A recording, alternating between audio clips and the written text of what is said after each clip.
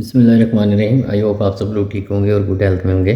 My name is doctor Mohammed Ibrahim. Today we will discuss homogeneous differential equation of second order. इससे पहले हमने linear equation और first order homogeneous differential equations को solve किया हुआ है, जिनके अंदर जो मैक्सिमम डेरिवेटिव की पावर आ रही होती थी या ऑर्डर आ रहा होता था वो हमारे पास 1 होता था, मैक्सिमम डेरिवेटिव जो आ रहा होता था। इसे आज हम second order homogeneous differential equation देखेंगे। The differential equation of the form, एक ऐसी डिफरेंशियल इक्वेशन जो इस फॉर्म की हो A two D square Y over D X square plus A into D Y over D X plus A naught into Y is equal to zero. अगर यहाँ पे zero ना हो कि कोई फंक्शन एक्स का या पी ऑफ एक्स का फॉर्म में पड़ा हो या क्यू ऑफ एक्स की फॉर्म में पड़ा हो, तो ये वाली हमारे पास non homogeneous differential equation of second order होनी थी। अब राइट साइड पे हमारे पास ये इज इक्वल टू ज़ीरो पड़ा हुआ है, तो ये हमारे पास जो है होमोजीनियस डिफरेंशियल इक्वेशन है of second order, is known as homogeneous differential equation of second order. Second order कैसे क्यों कहते हैं? क्योंकि इसके अंदर जो डेरिवेटिव आ रहा है वो तो हाईएस्ट टाइम डेरिवेटिव जो है वो 2 टाइम आ रहा है। इसी सेकंड ऑर्डर, इससे हायर भी हो सकता है, 3 ऑर्डर का भी हो सकता है, 4 का भी हो सकता है, लेकिन हम इसके अंदर जो है 2 ऑर्डर्स तक जो है डिस्कस कर रहे हैं, सेकंड ऑर्डर तक। तो यहाँ पे हम अगर बात करें तो जो डेरिवेटिव के साथ कोएफिशिएंट पड़ा हुआ है वो हमारे पास कांस्टेंट है, ठीक है। तो इस लेक्चर के अंदर हम यही देखेंगे कि जो डेरिवेटिव के साथ कोएफिशिएंट आ रहे हैं वो हमारे पास पावर ऑफ एक्स, मतलब इन फॉर्म ऑफ एक्स नहीं होंगे कोएफिशिएंट, वो in term of constant variable होंगे, क्योंकि ये कांस्टेंट आएंगे। इस फॉर्म में हम इसको देख रहे हैं, ठीक है। अब उसके सोल्यूशन की तरफ चलते हैं। इसके वर्किंग रूल क्या होगा वो देखते हैं।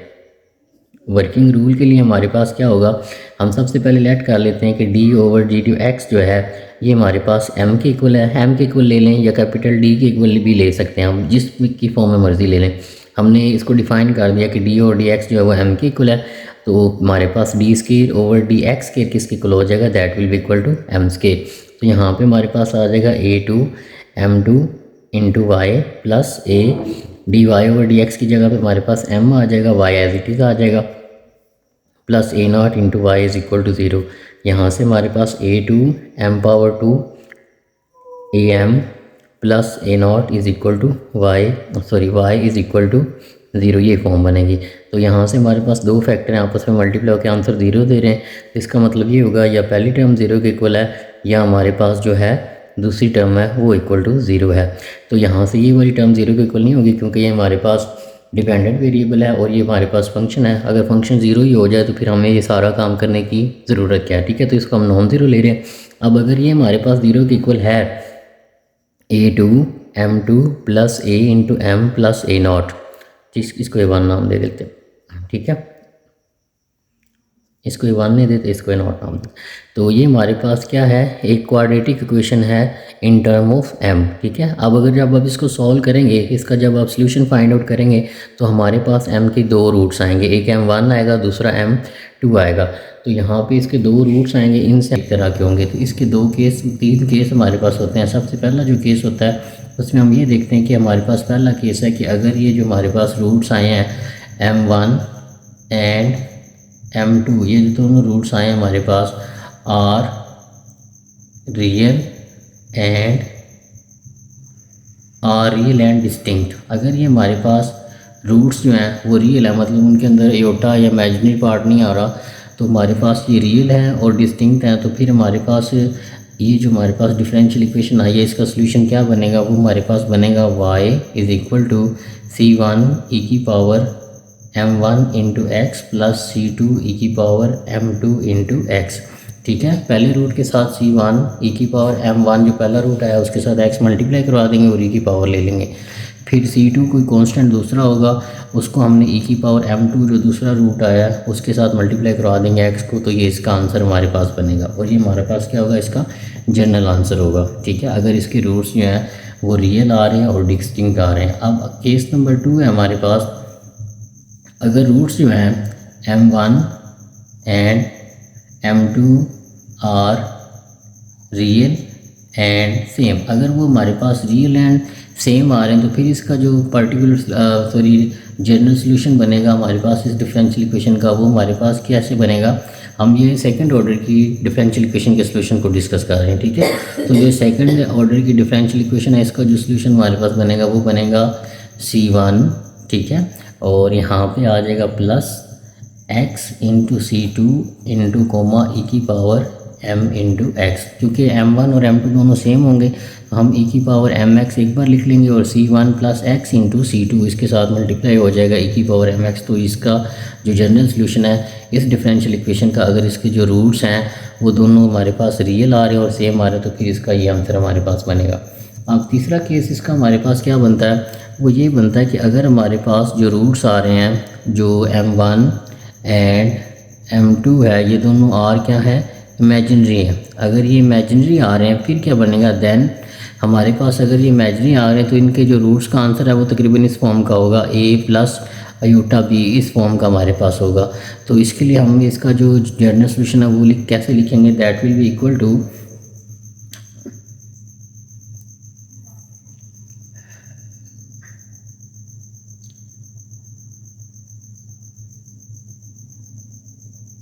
जी, उसका सोल्यूशन हम लिखेंगे y is equal to A X into A cos B X plus B into sine B x.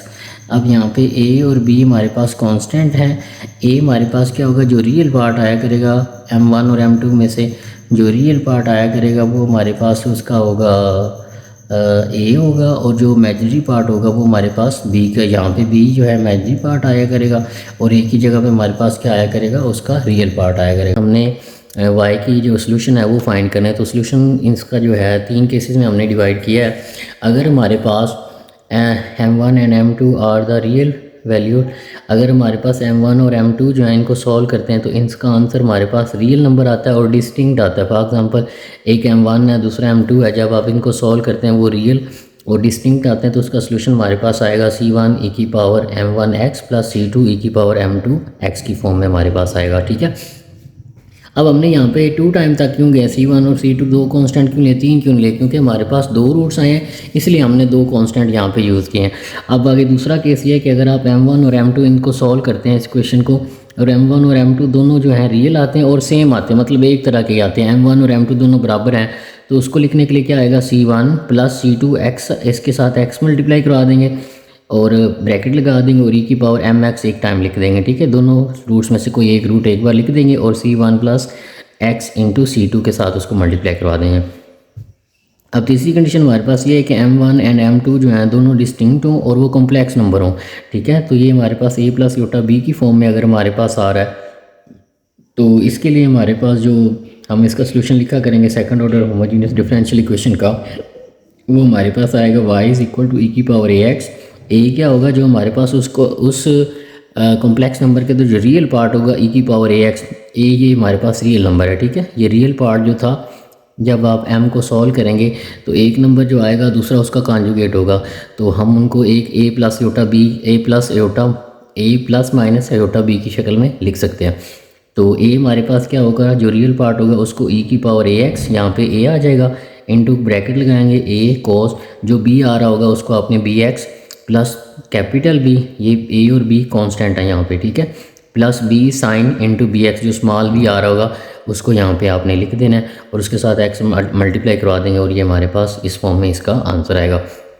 हमने क्या देखा, होमोजेनियस डिफरेंशियल इक्वेशन क्या होती है वो देखा है और उसका वर्किंग रूल हमने देखा है। जब हम उसको फर्दर सॉल्व करेंगे तो ये वाली जो इक्वेशन हमारे पास यहाँ से बना करेगी, इसे ऑक्सिलरी इक्वेशन कहते हैं, ठीक है।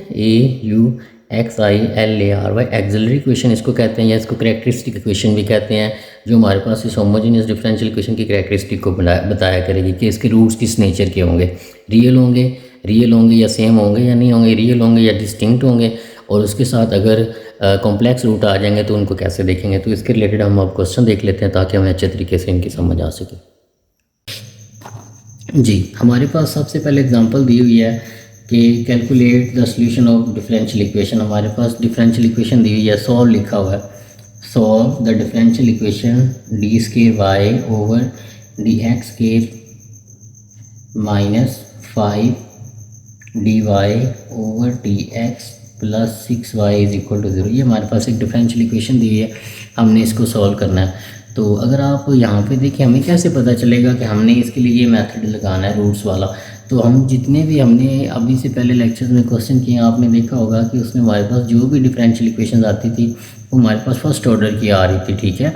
तो हमने फर्स्ट ऑर्डर की डिफरेंशियल इक्वेशन को सॉल्व किया। अब हमारे पास सेकंड ऑर्डर की आ गई कि इसके अंदर हाईएस्ट डेरिवेटिव जो आ रहा होगा डिपेंडेंट वेरिएबल का with respect to independent variable, वो 2 टाइम आ रहा होगा। तो ये हमारे पास second order homogeneous differential equation है। इसको सॉल्व करने के लिए हमने सबसे पहले क्या करना है, हमने लेट कर लेना है, सोल्यूशन की तरफ चलते हैं। सोल्यूशन हमने ले लेना है कि d/dx जहाँ पे आ रहा है उसको हमने m के इक्वल लेट कर लेना है। तो जब ये m के इक्वल लेट कर लेंगे that will become m² into Y minus 5m into Y plus 6y is equal to 0, ठीक है। तो जब यहाँ तक आप पहुँच जाएंगे तो इसको यहाँ तक पहुँचने के बाद जी, तो यहाँ से हम अब y को कॉमन ले सकते हैं। ये हमारे पास बन जाएगा m² माइनस 5m प्लस 6, इसमें से y कॉमन ले लेंगे इज इक्वल टू 0। यहाँ से या पहला फैक्टर इक्वल टू 0 या दूसरा 0 के इक्वल, तो जो y है वो 0 के इक्वल नहीं हो सकता। इसका मतलब ये होगा कि पहला फैक्टर इक्वल टू 0 होगा। यहाँ से हम m की वैल्यू निकाल लेंगे और इस इक्वेशन को हम नाम दे देते हैं ऑक्सिलरी इक्वेशन का, ठीक है। ये लिख भी लेते हैं हम, इसको हम नाम देते हैं AUXILI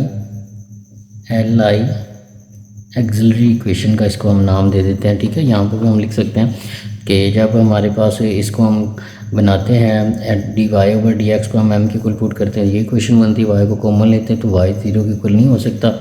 जो बाकी इक्वेशन हमारे पास बनती है इसे हम किसका नाम दे देते हैं, ऑक्सिलरी इक्वेशन का नाम दे देते हैं, AUXILI ऑक्सिलरी इक्वेशन का इसको हम नाम देते हैं।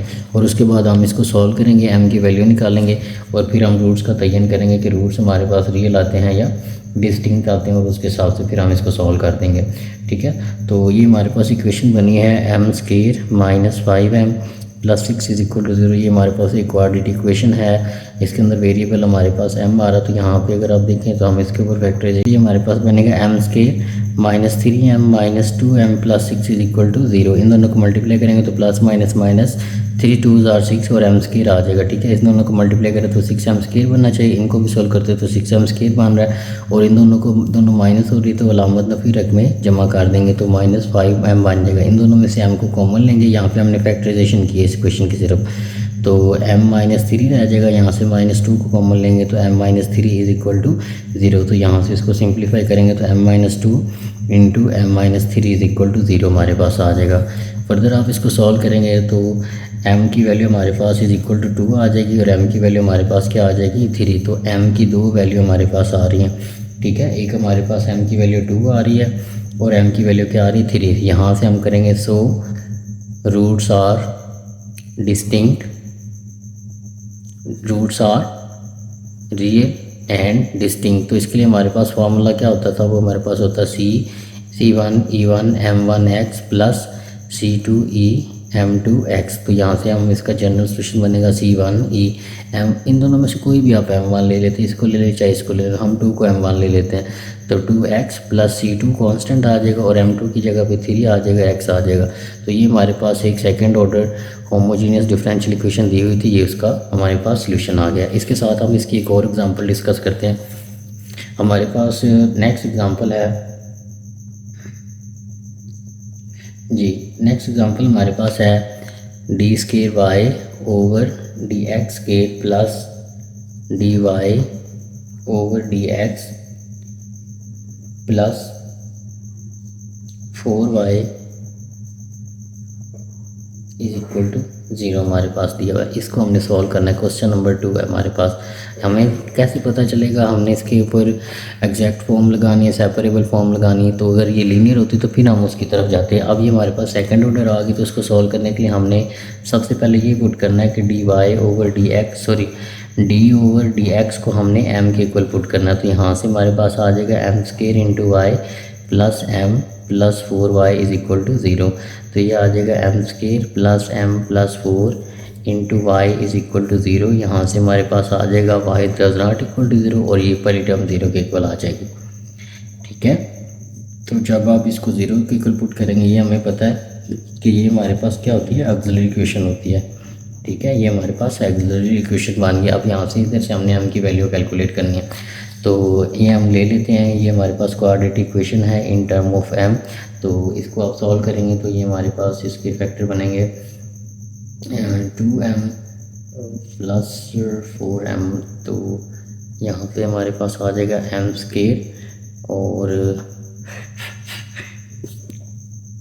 जी यहाँ पे हमारे पास क्वेश्चन के अंदर थोड़ी सी चेंजिंग है, यहाँ पे भी 4 है, ठीक है, इसी तरह यहाँ पे भी 4 आ जाएगा, यहाँ पे भी 4, यहाँ पे भी 4 आ जाएगा, और यहाँ पे भी 4 आ जाएगा। तो ये हमारे पास बनेगा m square plus 4m plus 4 is equal to 0। तो इसके जो आप फैक्टर बनाएंगे वो हमारे पास बनेंगे plus 2m plus 4 is equal to 0। इन दोनों में से m कॉमन लेंगे तो m प्लस 2 आ जाएगा, इन दोनों में से 2 कॉमन लेंगे तो m plus 2 is equal to 0। तो यहाँ से हमारे पास आ जाएगा m plus 2 into M plus 2। तो यहाँ से m इज इक्वल टू, जब आप 0 पुट करेंगे इसको तो यहाँ से भी -2 आएगा, और यहाँ से भी m की वैल्यू -2 आ जाएगी। तो m की वैल्यू सिर्फ हमारे पास क्या आ जाएगी, -2 -2 आ जाएगा, ठीक है जी। तो यहाँ पे हमारे पास जो रूट्स हैं वो सेम आ गए हैं। अब अगर रूट सेम आ जाए तो उसके लिए हम जनरल सोल्यूशन क्या बनाते हैं, c1 plus x c2 into ई की पावर m को एक ही बार लिखते हैं। तो ये हमारे पास बनेगा m y is equal to c1 plus X into c2 E की पावर m क्या हमारे पास -2 है इंटू x। तो ये हमारे पास डिफरेंशियल इक्वेशन थी सेकंड ऑर्डर की, और ये उसका क्या हमारे पास आ गया जनरल सॉल्यूशन, हमने उसका कैलकुलेट कर लिया। इधर इसके साथ हम एक और एग्जांपल डिस्कस करते हैं जिसके अंदर हमारे पास जो रूट्स हैं वो हमारे पास इमेजिनरी होगी। हम देखते हैं कि हम उसको कैसे सॉल्व करते हैं, तो उसकी तरफ चलते हैं। एग्जाम्पल नंबर 3 है हमारे पास।